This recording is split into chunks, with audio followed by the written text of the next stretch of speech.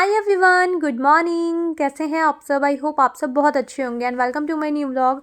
मैं मनीष को किचन में आई थी ना टी वगैरह बनाने के लिए, तो मैं मनीष को बुला करके आई थी कि कहीं से कुछ तो लीकेज हो रही है। जब से ये यहाँ पे कुकटॉप लगा है ना, तब से यहाँ पे हल्की फुल्की ना गैस की स्मेल यहाँ पे रहती है। तो वही मैं उनको बुला करके आई थी कि आप चेक करो। और उनको भी समझ नहीं आ रहा था एक्चुअली। ये वाला जो कुकटॉप था ना हमारा, लास्ट टाइम जब पंडित जी आए थे, लास्ट टाइम नहीं, जब हमारे घर का इनॉग्रेशन हुआ था, तो वहाँ से ये सब मतलब चीज़ें हटा करके ही लाए थे हम। ये कुकटॉप के साथ ये पाइप वाइप सब हट कर आया था, या फिर थोड़ा सा लूज़ हो गया होगा लाते ले जाते, तो ये पंडित जी ने लगाया था। तो तब से ना ये वाला पाइप जो है वो अच्छे से लगा नहीं है। ऑलवेज थोड़ा सा भी हिलता डुलता है ना, तो यहाँ पे लीकेज होने लगती है, गैस की स्मेल आने लगती है। तो वही मैं मनीष को बुला करके दिखा रही थी कि देखो स्मेल आ रही है और बिल्कुल भी सेफ़ नहीं है यहाँ पे ऐसे वर्क करना। और उसके बाद फिर उन्होंने भी थोड़ा बहुत चेक कर दिया था। तो फ़िलहाल मैंने रेगुलेटर बंद कर दिया था जब मैं टी बना करके गई थी। उसके बाद अभी तो फ़िलहाल सेट हो गया था। अभी कोई लीकेज की ना आवाज़ आ रही थी ना स्मेल आ रही थी। उसके बाद फिर रात के जो यहाँ पे मैंने यूटेंसिल्स वगैरह वॉश करके रखे हुए थे, वो सारे अच्छे से ड्राई हो गए थे। तो उनको मैं उनके प्लेस पे रख रही थी ताकि ये जो बास्केट है वो खाली हो जाए। और वैसे भी अब आरओ लग गया है, तो इस बास्केट को मतलब काउंटर टॉप पे तो मैं नहीं रखने वाली हूँ, और इसके लिए कोई स्पेस भी नहीं था। तो सारा ये खाली करके मैं इसको यहाँ से हटाने वाली हूँ, क्योंकि मैं साथ के साथ ही जितने भी हमारे बर्तन वगैरह होंगे ना, साथ के साथ क्लीन कर लिया करूँगी। नहीं तो इतना सारा स्पेस अगर ये बास्केट ऑक्यूपाई कर लेगी तो फिर और काउंटर टॉप जो है मेरे लिए छोटा हो जाएगा। मेरे को काउंटर टॉप जो है ना वो थोड़ा सा खाली ज़्यादा पसंद आता है। तो इसको मैं हटा दूँगी अभी, जितने भी ये सारे बर्तन वगैरह ना इनके जगह पे चले जाएंगे उसके बाद। और उसके बाद फिर एक साइड मैंने आलू बॉयल होने के लिए रख दिए थे। आज मैं बनाने वाली थी आलू के पराठे। आलू के पराठे सबको बहुत ज़्यादा पसंद आते हैं, और सर्दियों में तो वैसे भी पराठे वगैरह ज़्यादा अच्छे लगते हैं।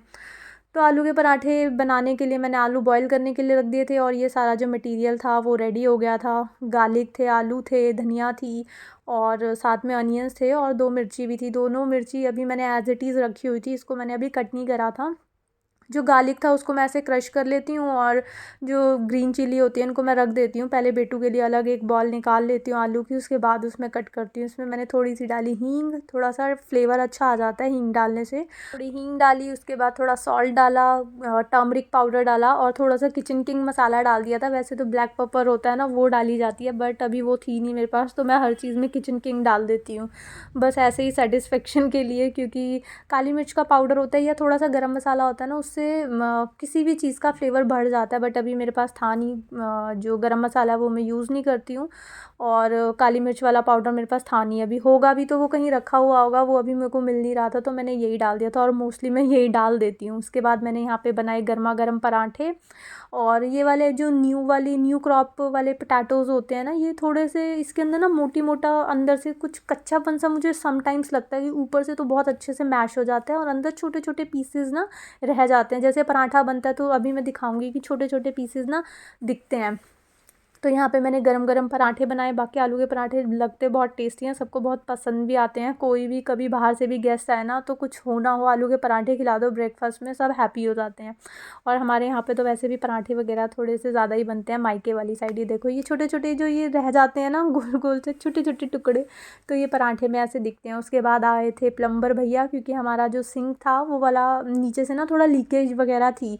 तो जो भी मैं बर्तन वगैरह क्लीन करती थी, तो नीचे से सारा पानी आ करके फ्लोर पूरा गीला हो जाता था। और मैं पहले दिन तो मेरे को समझ नहीं आया कि मेरी सॉक्स क्यों गीली हो गई। मेरे को लगा कि शायद वैसे ही पानी वानी लग गया होगा, बट सारा सिंक जो था वो नीचे से लीक हो रहा था। तो उन्होंने वाइट वाली जो सीमेंट होती है वो प्रॉपर लगाई, और उसके बाद मेरे को बोला 2 से 3 घंटे इसको यूज़ नहीं करना है, ताकि वो अच्छे से ड्राई हो जाए। उससे पहले ही मैंने अपने यूटेंसिल्स वगैरह जो ब्रेकफास्ट वगैरह के थे, ब्रंच के थे, वो सारे के सारे मैंने वॉश कर लिए थे। उसके बाद फिर उन्होंने सीमेंटिंग वगैरह कर दी थी। जब मैंने उनको लीकेज दिखाई थी ना, तो उन्होंने मेरे को बोल दिया था कि मैं 10-15 मिनट में आ जाता हूँ, आप जब तक आपको जो भी काम वाम निपटाना है वो आप निपटा लो। तो फटाफट से फिर मैंने अपने किचन वगैरह समेट दी थी, ताकि फिर बाद में मैं किचन को मतलब ड्राई होने के लिए छोड़ दूँ। उसके बाद फिर मैं अपने बेडरूम के काम में आ गई थी। आज मेरे को जो भी एक्स्ट्रा सामान बाहर फैला हुआ है, क्योंकि मैं अकेले ही करने वाली हूँ, और ये वाला जो बेड का काम होता है ना, ये बहुत हार्ड वर्क वाला होता है।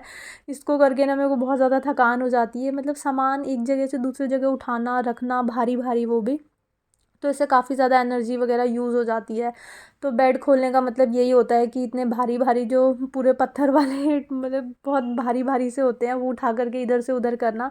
तो जितने भी भारी भारी सारे बैग्स वगैरह थे वो मैं उठा करके लाई। सबसे पहले मैं ये जो बॉक्स वगैरह थे वो क्लीन कर रही थी, और उसके बाद इसके अंदर से ही ना ये क्या बोलते हैं, इन्वर्टर की क्या ट्रॉली, इसका एक पार्ट निकला और 3 उन्होंने अलग से पैक कर रखे थे। तो ये सब चीज़ें हो जाती है शिफ्टिंग वगैरह में, आधी चीज़ें तो ऐसे ही गुम हो जाती हैं क्योंकि उनको एक साथ अच्छे से नहीं रखा जाता। तो ट्रॉली का एक पार्ट इसके अंदर रखा हुआ था, बाकी 3 पार्ट जो थे वो अटैच करके कहीं और रखे हुए थे, क्योंकि अभी इसका यूज़ नहीं हुआ था तो उससे पहले ही मुझे मिल गया। अदरवाइज़ इसको ढूंढते रहते, अगर इलेक्ट्रिशियन आ जाता तो ये नहीं मिलता उस टाइम, और एट अ टाइम फिर न्यू लेनी पड़ जाती हैं चीज़ें।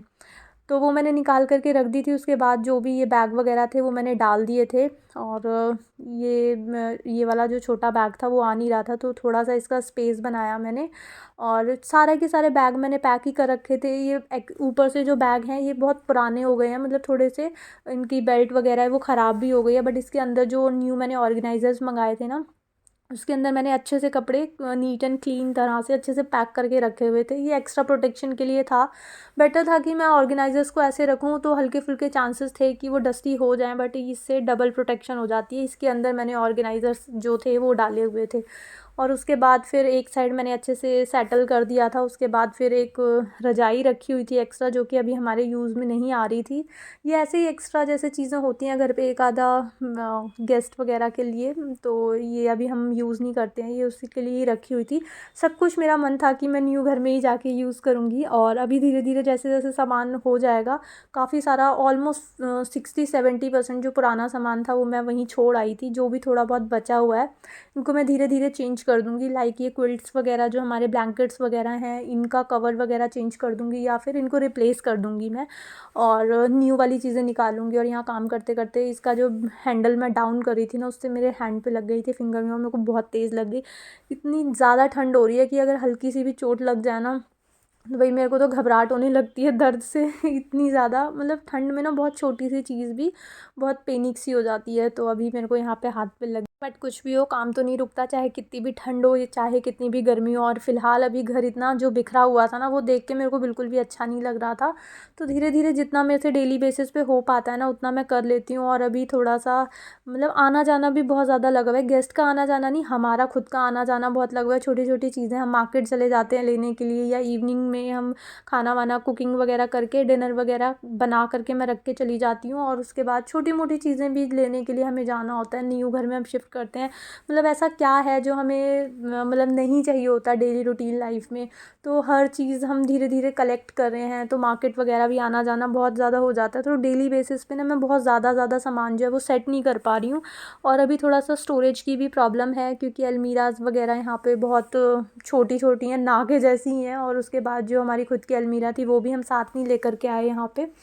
तो अभी मेरे को समझ नहीं आ रहा कि सामान को मैं सेट कैसे करूँ। और हमारे पास क्लॉथ्स वगैरह जो है ना वो बहुत ज़्यादा हैं, और हमको ज़्यादा स्टोरेज की ज़रूरत है, मतलब अलमीरा या फिर स्टोरेज कुछ भी हो जिसमें मैं रख सकूँ। मतलब बेड भी पूरा ऑलमोस्ट भर जाएगा अभी, एक साइड तो मैंने पूरा फुल कर दिया, और दूसरी साइड भी बहुत सारी चीज़ें ऐसी रखी हुई हैं जो कि अभी समर्स वाली हैं, तो वो अंदर चली जाएंगी। जो बाकी विंटर्स की है ना, वो भी हमारे पास अभी बहुत ज़्यादा स्टफ़ है जो कि अभी रखने के लिए मेरे को मतलब प्रॉपर जगह नहीं मिल पा रही है। तो इसलिए काम की जो स्पीड है वो थोड़ी सी स्लो स्लो चल रही है। मतलब सेटिंग वगैरह करने की डेली बेसिस के जो काम है वो नहीं रुकते हैं, वो तो रेगुलर चलते ही रहते हैं। के अलावा ये वाले जो काम है ना, ये एक्स्ट्रा हो जाते हैं मेरे लिए। जो मेरा एक्स्ट्रा टाइम होता है ना, मतलब थोड़ा सा रेस्ट वगैरह करने का, उसकी जगह पे मेरे को ये सब काम समेटना पड़ता है डेली बेसिस पे। मैं एक कुछ भी मतलब कंटेनर जो कार्टन्स वगैरह होते हैं वो 1 या 2 मैं ले लेती हूँ, या फिर जो वो बड़े वाले कट्टे हम अभी ले करके आए थे उसको मैं एक एक करके खाली करती रहती हूँ और उनको